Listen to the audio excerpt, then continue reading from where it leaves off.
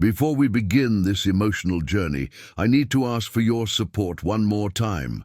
We're in the final stretch, just 15 days left to reach 100 subscribers, and we're so incredibly close to our goal.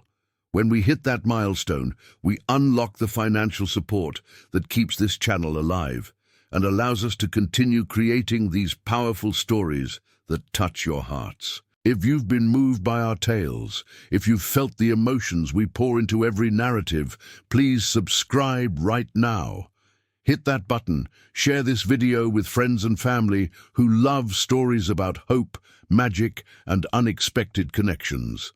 Leave a comment telling us what resonates with you. Every subscription brings us closer to our goal. Every share matters. Every comment shows us you care. We're racing against time, and we need you. Subscribe now and help us reach 100 subscribers in the next 15 days. Now, let's begin today's beautiful story. Nora had been invisible her entire life, and she had made peace with it. As an Omega in the Iron Peak Pack, she occupied the lowest tier of a rigid hierarchy. She was small, even by Omega standards, with mousy brown hair and grey eyes that people rarely bothered to look into. She worked in the pack's communal kitchens, preparing meals that others would eat while she waited for scraps. She lived in a tiny room in the servants' quarters, shared with 3 other Omegas who barely acknowledged her existence. She had no family. Her mother had died in childbirth, and her father, ashamed of producing such a weak Omega daughter, had abandoned her at the pack orphanage when she was 5. She had been raised on the charity of a pack that saw her as a burden, a mouth to feed that provided minimal value in return. At 23, Nora had accepted that this was her life. She would work in the kitchens until she was too old, and then she would be sent to the Elder House, where forgotten Omegas went to die in obscurity. She would never be chosen as a mate. She was too plain, too quiet, too insignificant. She would never have children. Who would want to reproduce with someone like her? She would simply exist, leaving no mark on the world, forgotten the moment she was gone. It was a depressing reality, but Nora had learned not to want more. Wanting more only led to disappointment. Everything changed on the morning of the spring equinox. Nora was walking to the kitchens before dawn, as she did every day, when she heard a sound that made her stop. It was a soft chirping, almost like a bird but different, musical in a way that made her heart ache with unexpected longing. She followed the sound to a small grove of trees near the pack boundary, and there, nestled in the roots of an ancient oak, was a creature that should not exist, a baby phoenix.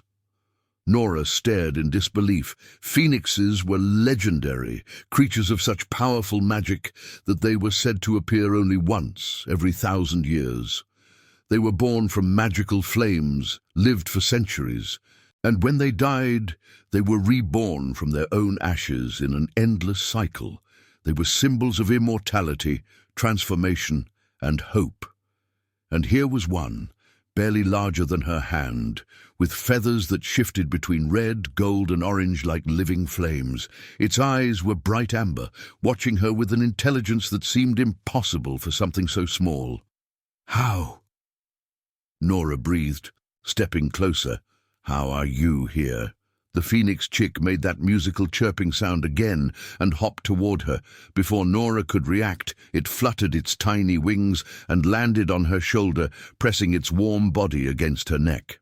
Nora froze. Phoenix magic was said to be incredibly selective. They did not bond with just anyone. According to legends, a phoenix only appeared to someone who needed it most. Someone whose heart carried a flame that refused to die despite overwhelming darkness. But that could not be right. Nora was nobody. She had no special flame. She was just a forgotten Omega whose life held no significance. "You should not be here," Nora whispered to the phoenix. "I am not. I cannot be who you are meant for. There has been a mistake." The phoenix chirped again, sounding almost indignant, and refused to move from her shoulder. Nora glanced around nervously. If anyone from the pack saw her with a phoenix, there would be trouble. Phoenixes were valuable beyond measure. The Alpha would claim it immediately, would take it from her and give it to someone important, someone worthy. "You need to go," Nora said, trying to gently remove the phoenix from her shoulder. "Find someone else, someone better, someone who matters." But the phoenix clung to her, its tiny talons gripping her worn dress, its warm presence seeping into her skin.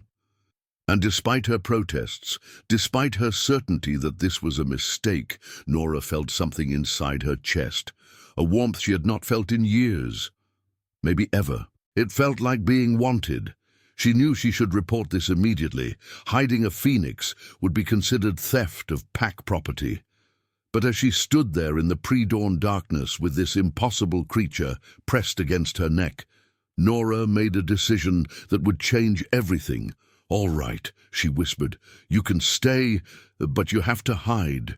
Can you do that? Can you stay hidden while I work?" The phoenix made a soft, trilling sound, and to Nora's amazement, its form shimmered and became almost translucent, invisible, unless you knew exactly where to look. It was still there. She could feel its warmth, but it could not be seen.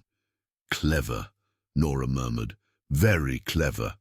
Come on then, let us get to work before anyone notices I am late." Over the next weeks, Nora's life developed a surreal double nature. By day, she was still the invisible Omega, working in the kitchens, cleaning and preparing food, going unnoticed by nearly everyone around her. But she had a secret now, a small, flame-colored companion who followed her everywhere, hiding in plain sight. She named the phoenix Ember because it seemed fitting for a creature made of living fire. Ember was a constant presence, sometimes perched on her shoulder invisibly, sometimes tucked into the pocket of her apron, sometimes flying ahead to scout the path when Nora walked through the pack territory. The phoenix never strayed far, always returning to her, choosing her over and over again, despite Nora's continued insistence that there had been some mistake. And slowly, gradually, Nora began to change. It started small, a smile here, a moment of joy there. The simple pleasure of having someone, even if that someone was a magical bird who wanted to be near her, who chose her company, who seemed to genuinely care whether she was happy or sad. Then Ember started doing things that were harder to ignore. One day in the kitchen, Nora burned her hand badly on a hot pan. She gasped in pain, cradling her injured hand, tears springing to her eyes. Ember immediately materialized, visible to anyone who might have been looking, thankfully no one was, and pressed its small body against the burn. Warmth flowed from the phoenix into Nora's hand. Not the burning heat of injury, but healing warmth, soothing and restorative.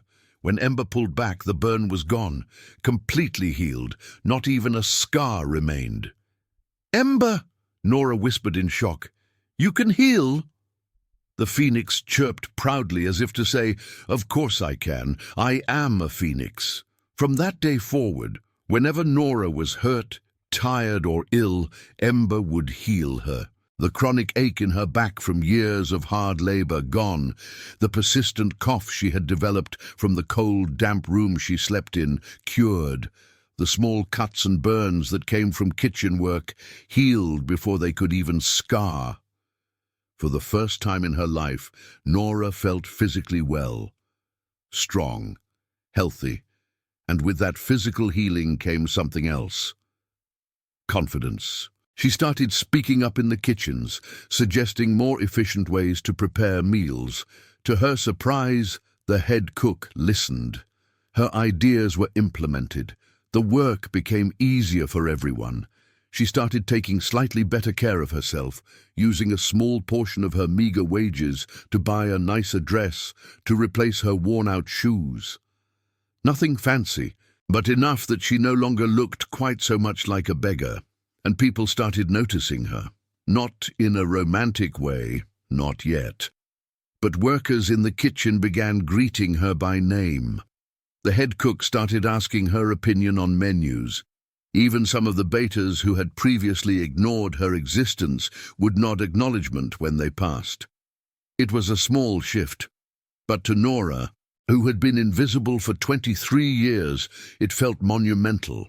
3 months after finding Ember, everything came crashing down. The Pack's Alpha, Marcus Ironpeak, was conducting his quarterly inspection of Pack facilities. This included the kitchens, which sent everyone into a panic of cleaning and preparation. Alpha Marcus was known for his sharp eye and quick temper. Any deficiency would be noted and punished. Nora was carrying a heavy pot of stew when Alpha Marcus entered with his entourage. She immediately moved to the side, making herself as small and unnoticeable as possible, as Omegas were trained to do in the presence of powerful Alphas. But Ember, hidden in Nora's pocket, chose that moment to chirp. It was a quiet sound, barely audible over the bustle of the kitchen, but Alpha Marcus froze, his head whipped around, his eyes scanning the room with predatory focus. "What was that sound?" he demanded. Everyone stopped working. The head cook stepped forward nervously. "What sound, Alpha? I heard nothing unusual." "There was a chirping," Marcus insisted. His nostrils flared as he scented the air. "And there is magic here, powerful magic. Where is it coming from?" His gaze swept the room and landed directly on Nora. She wanted to disappear, to melt into the floor, but she was frozen in place, the heavy pot still in her hands. "You," Marcus said, striding toward her. "Omega, what is in your pocket?" Nothing, Alpha," Nora stammered, her voice barely above a whisper.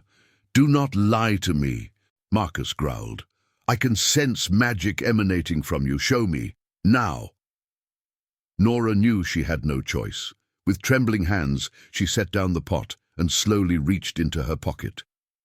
Ember emerged, no longer invisible, materializing in her palm in a shimmer of flame-colored feathers. The kitchen erupted in shocked gasps. Alpha Marcus's eyes widened, then narrowed with a combination of greed and fury. "A phoenix," he breathed. "You have been hiding a phoenix. Do you have any idea what you have done? That creature belongs to the Pack, to me, and you, a worthless Omega, have been hoarding it like a thief." "I did not steal it, Alpha," Nora said, finding a shred of courage she did not know she possessed. "It came to me. It chose me. I did not seek it out." "Phoenixes do not choose Omegas," Marcus spat. "You must have used some trick, some magic to bind it to you. Give it to me, now." Nora looked down at Ember, who was trembling in her palm, making distressed sounds. The phoenix did not want to go, and Nora, who had spent her entire life submitting, complying, accepting whatever she was told, found herself doing something completely unprecedented. She said, "No, I cannot give Ember to you, Alpha. The phoenix chose me. I will not force it to bond with someone else." The kitchen went deadly silent. No one, especially not an Omega, refused a direct command from the Alpha.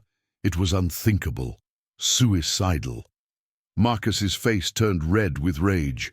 "You dare defy me? You, an Omega who exists only by Pack charity, who has contributed nothing of value your entire pathetic life, you dare to refuse me?" Each word was a blow, not just to Nora, but to Ember, who flared with bright fire, its feathers standing on end in agitation. "I have worked in these kitchens for 18 years, Nora said, her voice shaking but growing stronger.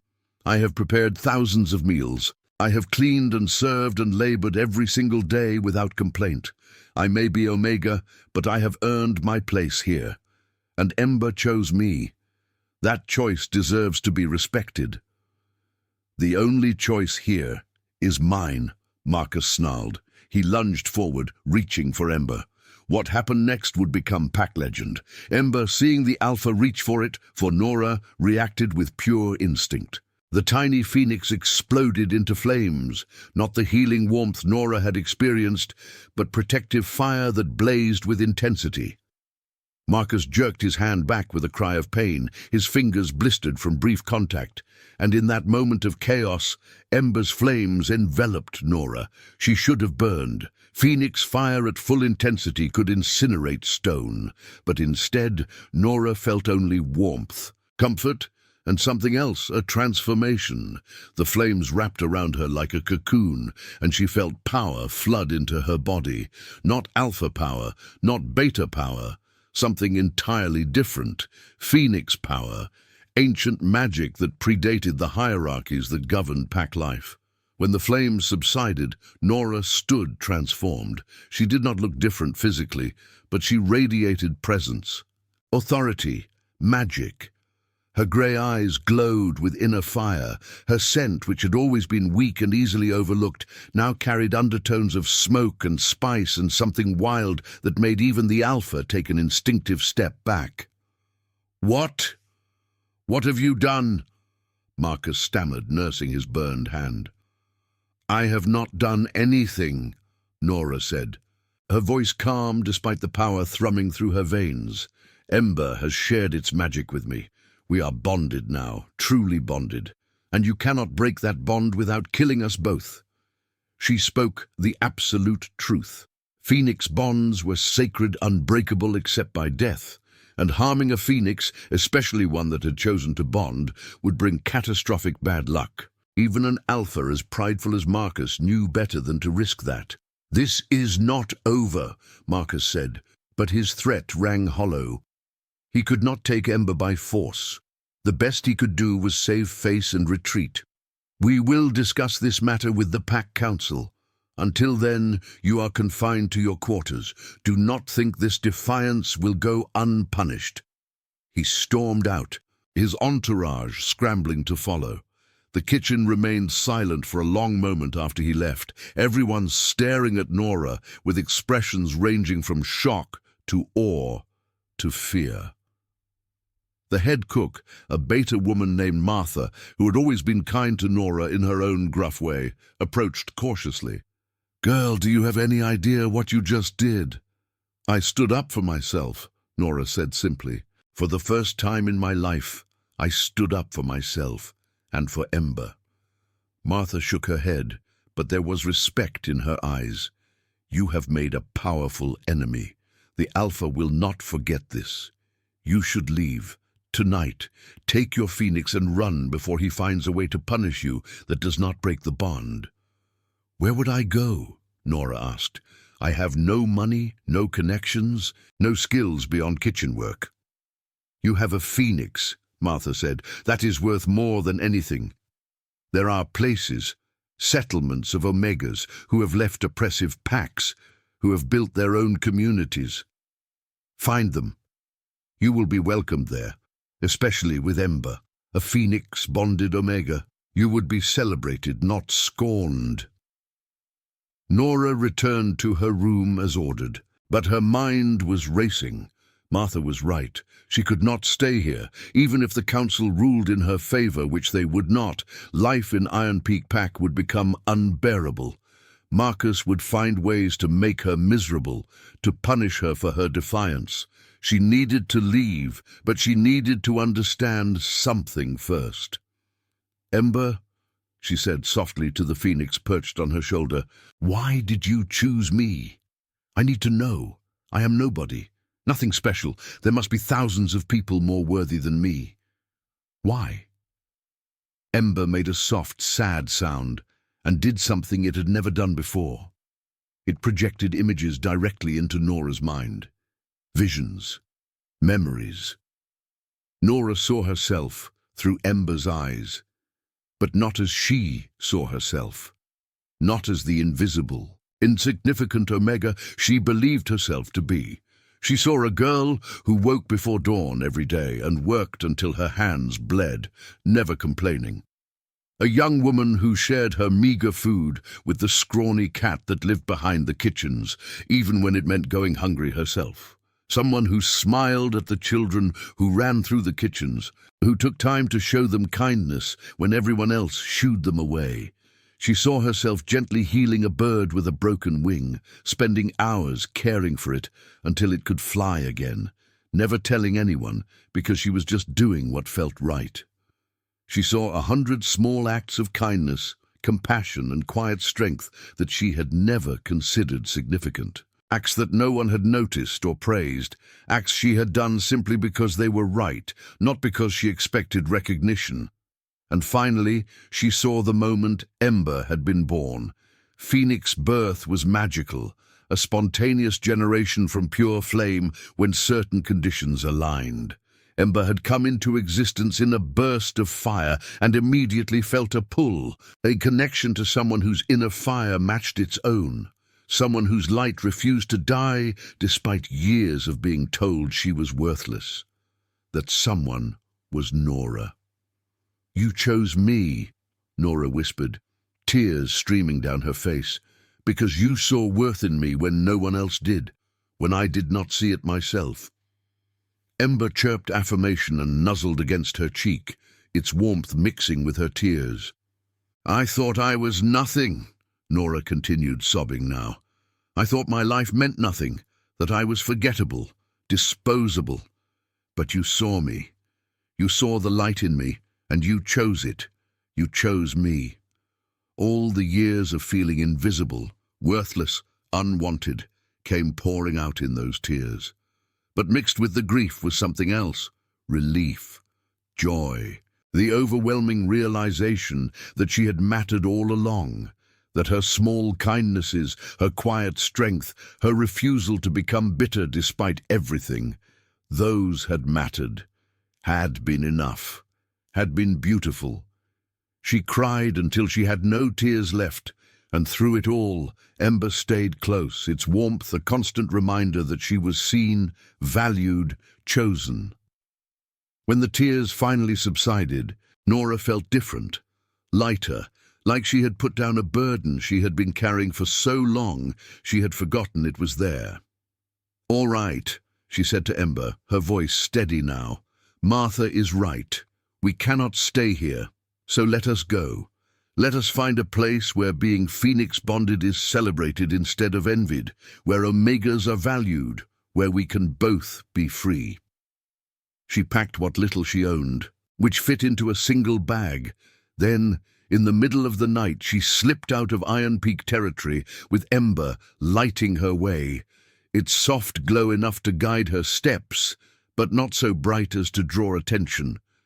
She walked through the night and into the dawn, and as the sun rose on her first day of freedom, Nora felt something she had never felt before: hope. The journey was not easy. Nora had little experience with the world outside her pack. But Ember helped, its instincts guiding them towards safety, its magic protecting them from danger, its warmth keeping Nora alive through cold nights when she had no shelter. And along the way, they met others. Omegas, who had also left oppressive packs. Betas, who were tired of rigid hierarchies. Even a few alphas who believed the old systems were cruel and needed to change. They found a settlement exactly as Martha had described, a community of outcasts who had built something new together, a place called Havenmore, where designation mattered less than character, where Omegas were respected, where everyone contributed according to their abilities rather than their biology. The leader of Havenmore was an older Omega woman named Iris, who welcomed Nora and Ember with open arms. "A Phoenix-bonded Omega," Iris said with delight. "Do you know how rare that is? How special?" "I am learning," Nora said with a small smile. "Phoenixes bond with those who carry light despite darkness," Iris explained. "Those who remain kind despite cruelty. Those who keep hope alive even when the world tells them to give up. That Ember chose you says more about your strength than any designation ever could." Nora settled into Havenmore easily. She worked in the communal kitchens, but here her skills were appreciated. Her suggestions were valued. She made friends, real friends, who saw her and valued her company. And as months passed, as she grew more confident, more secure in her own worth, something unexpected happened. She became a leader, Not because she sought power, but because others naturally looked to her for guidance, drawn to the quiet strength and compassion that Ember had recognized from the start. Omegas who had been told they were worthless came to her for advice.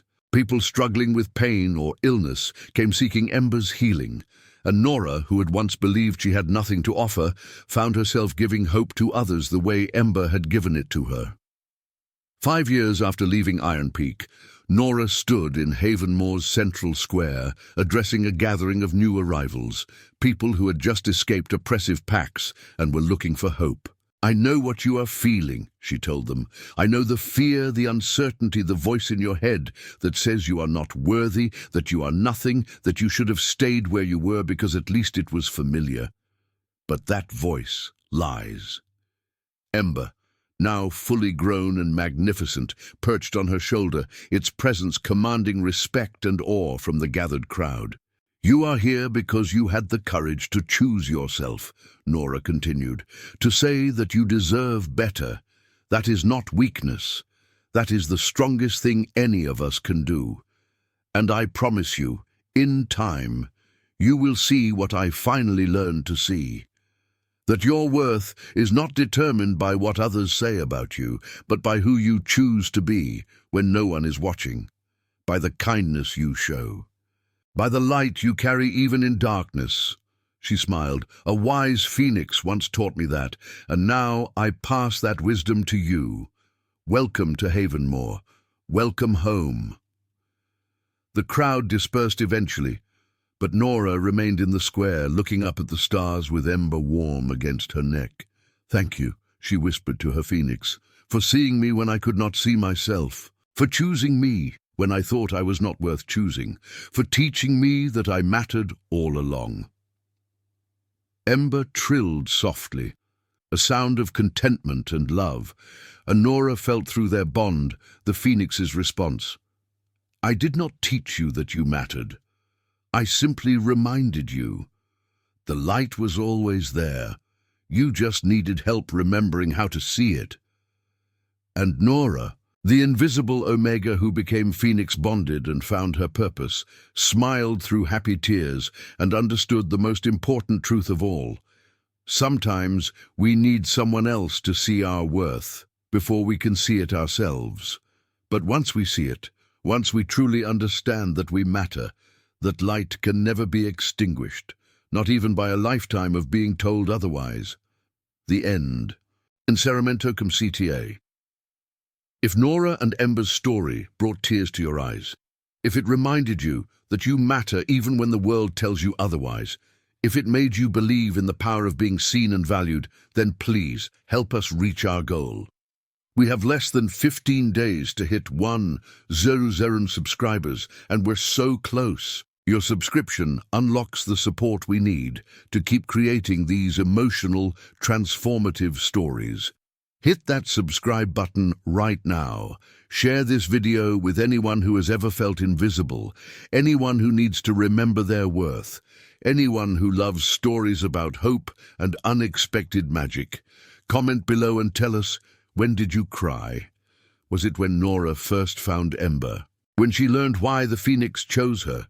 When she finally saw her own light? Your engagement helps us reach more people who need these stories. We're in the final countdown. 15 days. 1,000 subscribers.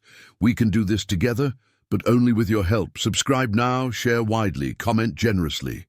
Help us continue bringing you stories that heal hearts and remind us all that we are worthy of love and magic. Thank you from the bottom of our hearts.